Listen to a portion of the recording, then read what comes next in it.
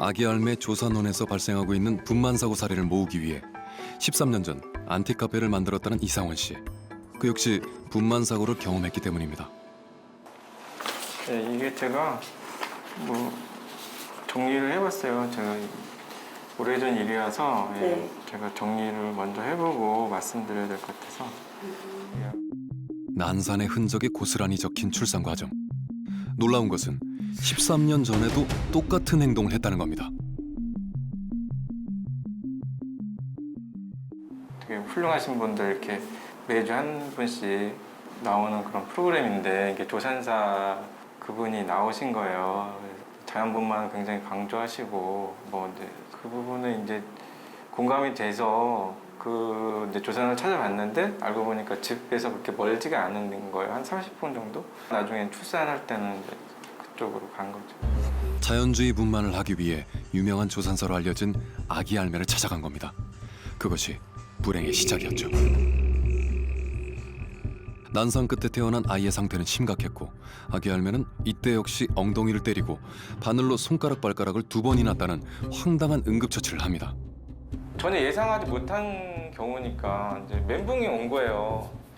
한 30분 동안 그러고 있었던 거예요. 30분가량 그러고 있었다가 산모가 제일 힘들었을 거잖아요. 산모가 이제 30분 정도 지나니까 약간 정신이 이제 돌아왔나 봐요. 굉장히 힘들었다가 그때는 이제 산모가 빨리 병원으로 옮겨 이런 거예요. 급하게 119를 불러 근처 종합병원 응급실로 옮겼지만 1시간가량 뇌에 산소가 공급되지 못해 부종까지 생긴 상황. 뇌 손상 범위는 넓었고 나은이의 상태는 심각했습니다. 그 뭐 주치의분이 아이가 굉장히 위험하다. 뇌 손상이 굉장히 많이 됐다. 90% 손상이 됐다. 이렇게 얘기를 하는 거예요. 그러니까 막 언제 죽을지도 모른다. 여기서 이번에 산다고 해도 얼마 못 산다. 이런 얘기를 하시는 거예요. 그래가지고 그때는 진짜 캄캄했어요. 뇌병변 1급 장애 진단을 받은 14살 나은이. 눈 뜨는 것 외에는 혼자 할 수 있는 것은 없습니다. 가장 큰 문제는 누워만 지내기 때문에 침입 기도로 들어가 생기는 흡인성 폐렴으로 입원을 반복하고 있다는 거죠. 밥을 먹일 때 언제나 조마조마했었지만 최근에 복강경 수술을 해서 배에 연결된 관으로 밥을 먹을 수 있게 됐습니다.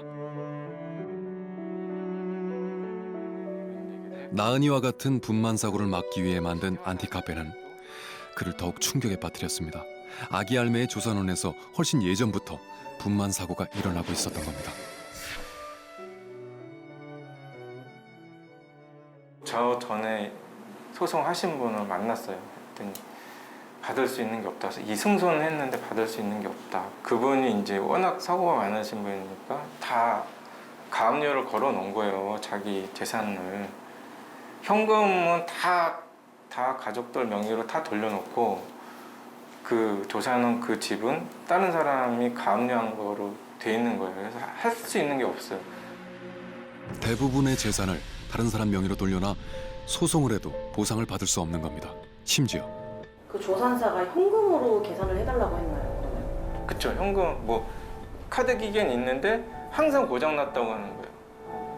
그리고 뭐 통장으로 다 받으면 이제 다 옮겨가지고 그 사람한테는 아무것도 없는 거예요.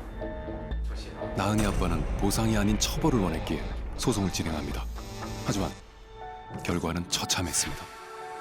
이게 뭡니까? 700만 원입니다. 분만 사고에 대한 처벌은 벌금형으로 끝이 났습니다. 그 뒤 아기 알매 조선원은 계속 운영됐고 출산 대모란 명성도 유지됩니다.